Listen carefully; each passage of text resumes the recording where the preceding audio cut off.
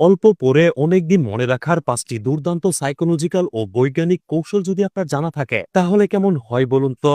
অনেক ছাত্রছাত্রী এমন রয়েছে যাদের ফোনের প্রতি আকর্ষণ প্রচুর, ফলে তারা ফোন রেখে পড়তে বসলে পড়ায় মনোযোগ ধরে রাখতে পারে না। আবার অনেকের ঘন্টার পর ঘন্টা পড়ার টেবিলে বসে থেকেও কোনো লাভ হয় না, পড়া মুখস্থ হতে চায় না। ভালো ছাত্রছাত্রীদের কাছেও মোবাইল রয়েছে, তবে তাদের মোবাইল থাকা সত্ত্বেও তারা কিভাবে পরীক্ষায় ভালো রেজাল্ট করে? তারা মূলত এমন কিছু সাইকোলজিক্যাল কৌশল প্রয়োগ করে যার মাধ্যমে মোবাইলের এডিকশন কমিয়ে অল্প সময়ে বেশি পড়তে পারে এবং তা দীর্ঘদিন মনে রাখতে পারে। আজকের ভিডিওতে আমি শেয়ার করব এমন 5টি সাইকোলজিক্যাল ও বৈজ্ঞানিক কৌশল যার মাধ্যমে আপনি ফোনের প্রতি এডিকশন কমিয়ে পড়াশোনায় মনোযোগ বাড়াতে পারবেন এবং অল্প সময় পরেই দীর্ঘদিন সেই পড়া মনে রাখতে পারবেন। ভিডিওর শেষে থাকবে একটি বোনাস সিক্রেট কৌশল। চলুন শুরু করি। কৌশল নাম্বার 1, ভিজুয়াল ফটোসাইন্থেসিস। এই কৌশলটি কোনো পড়াকে দ্রুত মুখস্থ করতে ও দীর্ঘদিন মনে রাখতে অত্যন্ত কার্যকরী। কৌশলটি কিভাবে প্রয়োগ করবেন? আপনি যখন পড়বেন তখন শব্দ বা বাক্যগুলোকে মস্তিষ্কে ছবি আকারে কল্পনা করুন। এতে আপনার পড়াগুলো খুব দ্রুত মুখস্থ হবে এবং সেটা দীর্ঘদিন আপনার মস্তিষ্কে থেকে যাবে। কৌশল নাম্বার 2, ফ্রিকশন এফেক্ট ভেরিওর মেথড। প্রতিদিন সন্ধ্যা হওয়ার সাথে সাথেই আপনি যেখানে পড়তে বসেন সেই ঘর থেকে আপনার ফোনকে অন্য একটি ঘরে রেখে আসুন অথবা অন্য একটি ঘরে চার্জে বসান। মস্তিষ্ক যখন কোনো কাজে বাধা দেখে তখন সে কিছু সময়ের জন্য সেই জিনিসটির প্রতি আকর্ষণ কম দেখায় এবং এই সময়টুকু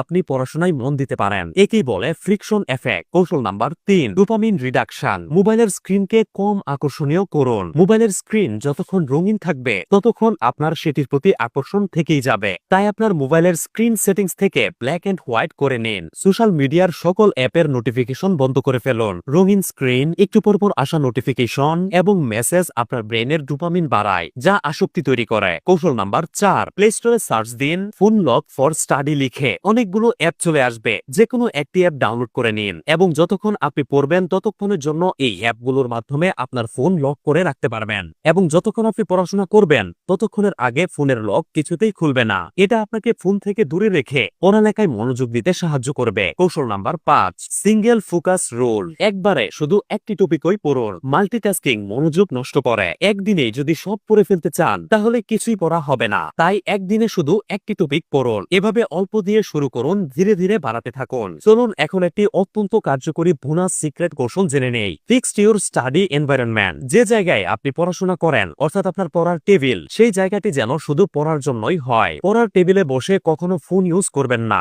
তাহলে মস্তিষ্ক ধরে নেয় যে এটা ফোন ইউজ করার জায়গা এবং পরবর্তীতে যখন সেই টেবিলে পড়তে বসেন তখন মস্তিষ্কে বারবার ফোন ইউজের সিগন্যাল আসে। তাই পড়ার জায়গায় বসে কখনো মোবাইল ফোন ইউজ করবেন না। এই সাইকোলজিক্যাল ও বৈজ্ঞানিক কৌশলগুলো যদি কোনো স্টুডেন্ট তার প্রতিদিনের জীবনে প্রয়োগ করতে পারে তাহলে